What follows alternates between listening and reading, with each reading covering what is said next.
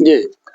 साधु पर जो हम बताए कि आजकल धर्म के नाम पर जो व्यापार चला है, साधु जो है या ऋषि है या मुनि है, उसके लिए शास्त्रों में क्या वक्तव्य है, क्या बताया गया है, उसको मैं आपके सामने रख रहा हूँ। साध्यनोति पर कार्यमिति साध्याति धर्मादि कार्यामिति। वे साधु हैं, संक्षिप्त में कहा जाए तो ऋषियों में ज्ञान की प्रधानता होनी चाहिए, मुनियों में संयम की प्रधानता होनी चाहिए, साधुओं में परोपकार की प्रधानता होना चाहिए और संतों में हृदय की तरलता ग्राह्य है। जिसमें तरलता है वह सागर है, अन्यथा अधजल गगरी छलकत जाए है। जो तरलता से हटकर लहरों के द्वारा दूर जाता है वह गड्ढा में जाकर नाले में पड़कर सूख जाता है। जहाँ तरलता है वहाँ सरलता अति आवश्यक है।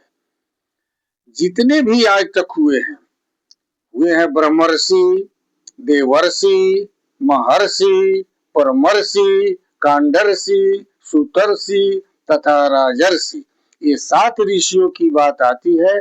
आप किन ऋषियों में अपने को ढालते हैं ये लोग नहीं बता पाते हैं, और ये लोग दिन रात यही तमाशा किए हुए हैं कि दीक्षा ले लो,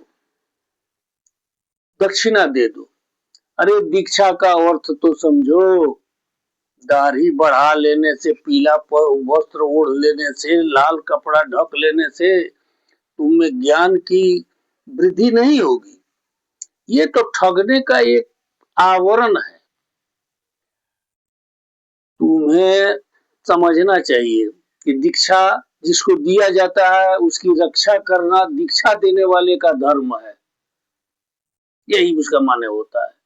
और दक्षिणा का माने होता है कि उस जो दक्षिणा देने वाला है उस पर आपको दया करना है, पूर्ण रूपेण जो भी दे उसे स्वीकार करना है, रिसीव करना है, अन्यथा अपने रास्ते चल देना है। खाने पीने पर ये लोग तमाशा करते हैं कि आपको इतना देना होगा, आपको गाय दान करना होगा, आपको बागीचा दान करना होगा, कुछ भूमि दान करना होगा, आपको स्वर्ण दान करना होगा। अरे जिसके पास स्वर्ण जिसके बदन पर न हो वह स्वर्ण कहाँ से दान करेगा? जो भूमिहीन है वो भूमि कहाँ दान करेगा? वो तो अंचल से आवेदन दे करके 3 डिसमिल जमीन के लिए प्रार्थना करता है कि घर बनाने के लिए दे दीजिए, मेरे पास कोई भूमि नहीं है जिस पर मैं घर बना सकूं। और उसके बाद गाय दे दो। अरे गाय 20-25 हजार में 10 हजार में होता है, उसके पास तो 2000 रुपया नहीं है कि कोई व्यापार करके वो जिंदा छोटा मोटा रोजगार करके जिंदा रह सके। और ये मांगने वाले जो हैं ये कार पर घूमने वाले, ये हेलीकॉप्टर पर घूम रहे हैं, इनका बैंक बैलेंस है, ये सरकार को टैक्स दे रहे हैं, इनकम टैक्स दे रहे हैं। ये साधुता है? ये संत का लक्षण है? ये किस शास्त्र में है?